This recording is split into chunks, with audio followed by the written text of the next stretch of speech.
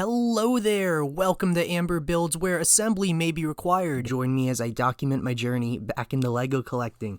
And today, I have something very, very cool to show off. This is my Guardians of the Galaxy Cosmic Rewind MOC. Now, I designed this after really two things sparked this. The first one was obviously wanting to go on that ride so bad, getting to go on it, and it being everything I could have hoped it would have been. It was like Rock and Roller Coaster mixed with Space Mountain. Essentially, it was probably the best way to put Guardians of the Galaxy in a theme park attraction. I have never ridden the one in California, Mission Breakout, and I'm sure it's awesome, but long story short, if you have any plans to go to Epcot anytime soon, you must ride Cosmic Rewind.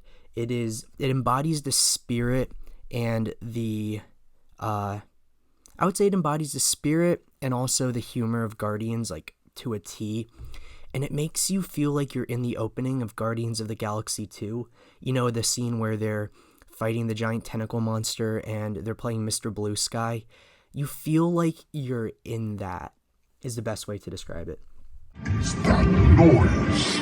Noise? No one's gonna stop rock and roll from existing.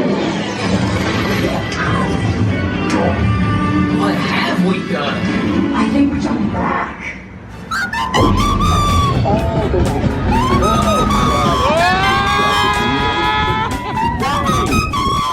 So anyways, riding that amazing ride made me want to build a MOC of something. And then I was at the LEGO store, and they had this Eternal set on sale. And it was the one with the Celestial. And now I know it's not the same Celestial in the ride, but just the idea that I could get this LEGO Celestial pre-designed, all the pieces to make it, I figured I'd want to have that so that I could build this ride vehicle and then kind of have a display where the ride vehicle is going past the Celestial, and maybe even make it so the Celestial is holding a globe of Earth. Oh, and then on top of all that, the Guardians of the Galaxy Advent Calendar actually came with their ship in micro scale, which I figured would just be even more perfect for a display, where the four main components are the Celestial, Earth in his hand, the Guardian's ship, and then a ride vehicle. So, now into the actual MOC. One of the biggest challenges, and excuse me for a second, it's hard to go in and out with a trackpad. There we go, I figured it out. But one of the biggest challenges was the fact that the ride vehicle has a lot of curves to it. And in LEGO form, I think sometimes there's this charm when something has curves and you don't acknowledge all the curves and you keep it like in LEGO's natural blocky state. And after going through many iterations, oh, you can't see it up here. Here it says first final instructions. I have so many versions of this MOC saved on my computer that this was the one that I thought looked the best when it was all said and done. But anyway, so I couldn't get all the curves just perfect. But what I was very proud I could do was at least approximate the lines on the front, because it has those kind of orange V shapes going to the side.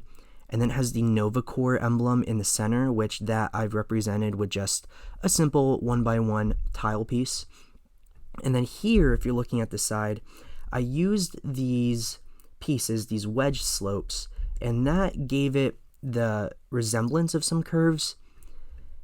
And then for the true sides of it, I didn't bother to make more curves because I thought I was in a position where I can either get the design of it or I can work on getting the curves, but there would be a compromise. It would be very difficult to get both. So in the end, I got the curves on the front. I got the half orange, half blue with like that gray stripe in the middle on the sides. And then going to the back, I was able to recreate the engines. This was a lot of fun to build. This was part of the build where up front I was thinking to myself, oh my gosh, so what I'm gonna have to do is like make this really complex engine design.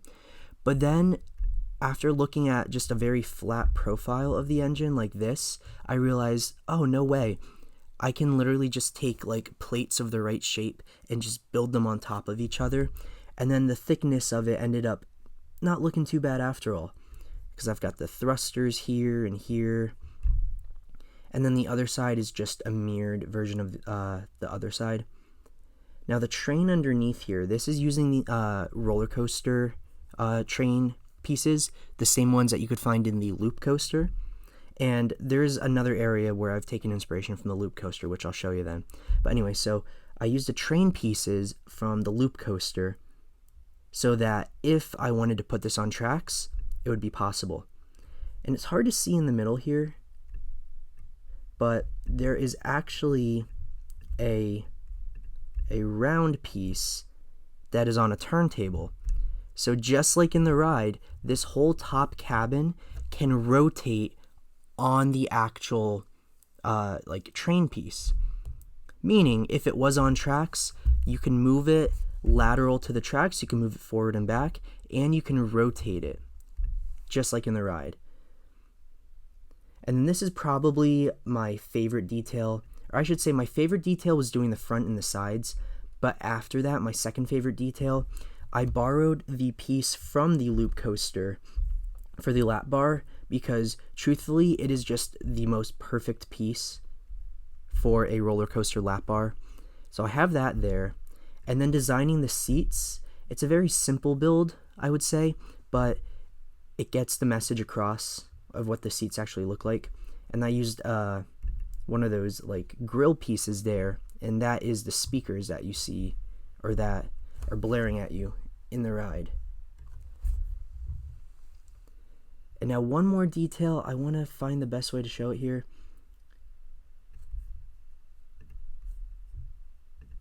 What I did on the inside, you can see it here. I even put the little cubby where you would put your belongings as you're boarding the ride. And then in real life, I was kind of shocked that it wasn't sealed with like Velcro or anything. It was literally a pouch that you just put things in and you kind of hope it stays closed. But for the ride version, I justified it with the lap bar by thinking, well, you know what, if a minifigure was on this ride, their stuff would be secured in by the lap bar, and it's not going anywhere. So this I'm so happy to have. Of anything I've designed in studio, this is the thing where I have the most intentions of actually bricklinking the pieces to build it in real life. And this is this here. I want to show you one more thing. Designing the instructions in studio was a daunting task to begin with, because if you don't know how to do it, you go to this instruction tab, it gives you this scary message saying the current build will be switched. Do you want to proceed? Oh no, that's not the scary message. I thought it said something different the last time. And then what you do here is, if you didn't use steps as you actually designed it, then what you're going to see here is a whole bunch of like blank steps on the side and all the pieces, or you're going to see all the pieces at the bottom here. And it's pretty much going to be up to you to reverse engineer this thing, to design it all over again. And what I mean by that is, the way I did it, I had the whole entire model here, not just these two pieces. And what I had to do was, I had to take the pieces from the bottom and separate them here and move them up to a new step. And then, or you could do it the other way, where you take the pieces and you just move them down a step, and then you take the pieces and you move them down a step. And you had to like go back in and select what pieces would make the most sense to be in this step, and then leave everything else for the next step until eventually it works its way down. So for example, you could see the first thing I thought you should lay down would be the train piece. And then the next thing would be this plate that's in the middle. And then the pieces to make or start the swivel. And then when I got here, I realized instead of it just being all steps, what you could do is you could make submodels. So when you make the submodel, what that does is on the instructions on the side here, it counts as one step, but when you're actually looking at the instruction manual view, and this was neat, you can import pictures, you can import, you can like choose fonts and make your own text. So this is the cover. I was having some issues rendering a photo of the like in studio version to put here, so I didn't do that. But what you can do is you can make your cover page, and then it literally goes down the line and shows you what the instructions look like. And then you could see here, okay, so you've made the train. Guess what? If this was a real Lego set, this would probably be the next bag, or this would probably be like its own thing to have its own focus on, would be the overall train. And then you could see here on the side as you go down, and I like that it highlights it in red. And you can customize this a little bit if you wanted to have a background image. I'm sure you could put that. You could rotate the set here if you don't like where it's placed or the angle. You could choose how big the piece count box is. And then this was really in depth because it looks straight out of a Lego box as far as the instructions go. So Studio, once you get to learn it, it is a really great program. And see, like I finished that there, and then here the next like subassembly is doing a door. And then after you do the door, it shows you where to place it. And this was probably like the most, I don't want to say most rewarding part, but this was the part that made it feel the most real, where it's like I didn't just design something on a computer. I designed something that like if I were to print this out and get the pieces, this is like, it feels like a legit set. So I think I've said this before, I highly encourage anyone who wants to design Lego, or maybe they want to get back into it but they don't have the pieces, design on here, just get the creative juices flowing, and then maybe you could turn this into, you know, the first set that brings you back in. And it will mean that much more since it's something you designed yourself. Alright, well, I think that's it for this video. Let me know what you think of this mock. Let me know if there's anything that you designed in Studio and how you think that process went. Or also, what other ride vehicles should I do next? Right now I'm thinking, first thing that comes to mind, I'd love to do a people mover car, or I'd like to do a Haunted Mansion Doom Buggy vehicle, but those are going to be mocks for another time. Alright, well, thanks for tuning in and checking out this mock, and if you want to see more stuff like this in the future, make sure to subscribe and keep checking back for more. Alright, until next time, thanks for watching.